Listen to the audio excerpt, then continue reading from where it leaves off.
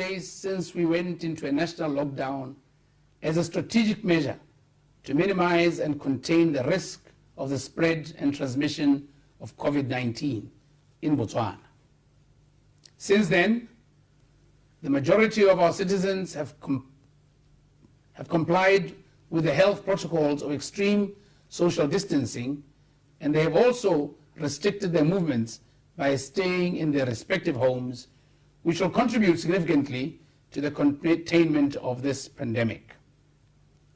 At the commencement of the national lockdown, Botswana had imported cases of COVID-19 and no reports of locally transmitted cases. The most significant development driving the increase of new diagnoses of COVID-19 has been the occurrence of locally transmitted COVID-19 cases. As you may be aware, as of the 25th of April 2020, we had received 6,210 samples for testing, out of which 6,188 were negative and 22 were positive, with one unfortunate fatality, and it is my prayer and hope that this figure does not change. The 6,210 samples include 2,702 suspected cases and contacts. So far, a total of 3,508 people have been placed under quarantine and some in self-isolation. I am happy and delighted to report that the 21 cases that have tested positive are all asymptomatic and on the way to full recovery. Therefore, it is my ardent hope that in the fullness of time, they will join their happy families. As government, our strategic focus, as advised by the COVID-19 Presidential Task Force, is the containment of the spread and transmission of the pandemic in the country. Therefore, the discovery of locally transmitted cases has prompted us to ramp up our testing through contact tracing. A new cluster of COVID-19 outbreak is being actively investigated in Mokgwetsi, where a total of 7 Botswana have tested positive for COVID-19.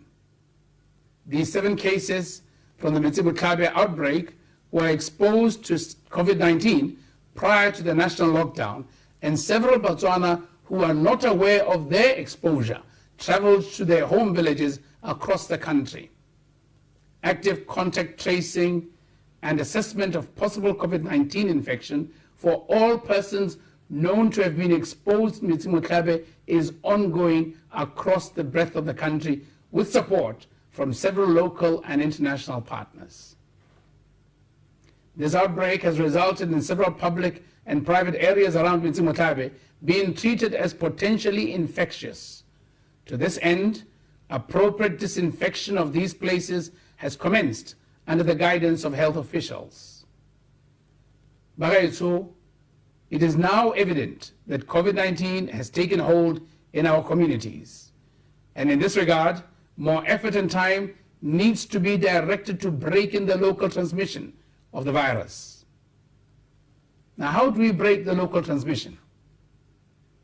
As it was previously reported, on the 22nd of April 2020, 2 new cases of confirmed local COVID-19 transmission were diagnosed from Mokgwetsi.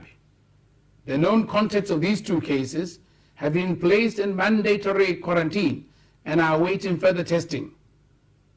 In the unlikely scenario where there are unknown contacts from these 2 cases, such contacts pose a risk of spreading COVID-19 for at least 14 days, starting from the 22nd of April to the 6th of May 2020. It therefore follows that any person exposed within the aforementioned 14 days should have completed their self-isolation between 7th May and 21st of May 2020.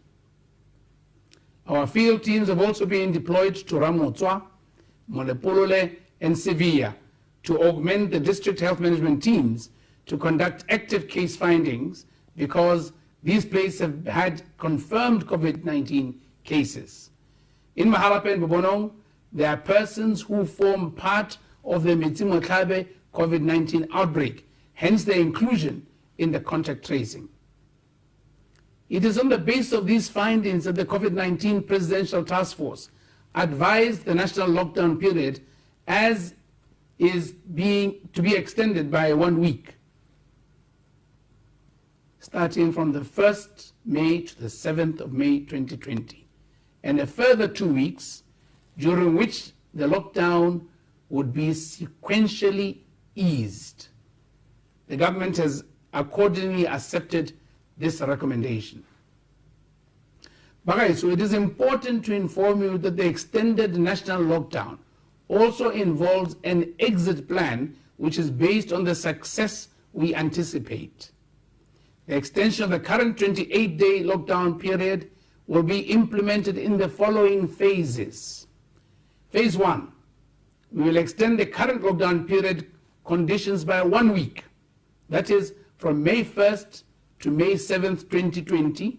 During this period, we will also develop and finalize regulations for a phased lifting of lockdown rules in low-risk sectors.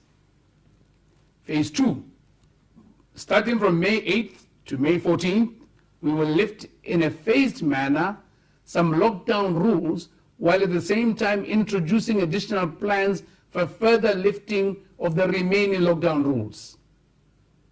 Phase 3, from May 15th to May 22nd, which will be the final week, hopefully, of the lockdown extension, we will be lifting the remaining rules from the original lockdown rules implemented on the 30th of March 2020.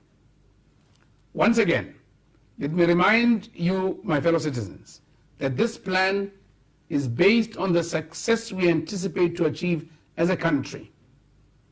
This success is dependent on the cooperation and adherence to the current lockdown rules by citizens and residents of this country. In addition, it is important to note that the plan to relax the lockdown rules will be guided by the COVID-19 disease activity in our communities. That is, a faster relaxation of rules will occur if the threat of COVID-19 becomes very low. However, in the event that the threat of COVID-19 outbreak and transmission exceeds the current level at any point, a return to the original 28-day national lockdown rules or stricter rules will be put in place. My fellow citizens and other compatriots, the economic relief package that I announced at the beginning of the national lockdown is being implemented by relevant government ministries, and they will continue giving you updates on their progress.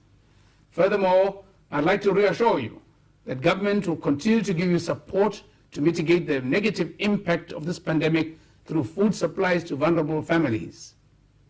To this end, 300,156 households have been assessed so far, and out of these, 44,080 have been recommended for assistance.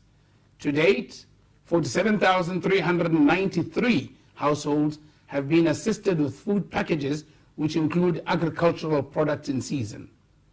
So far, 150,870,083 pula has been earmarked for this exercise. Government will scale up the distribution process of food packages, and this assistance will continue until the situation regarding the containment of COVID-19 is fully under control.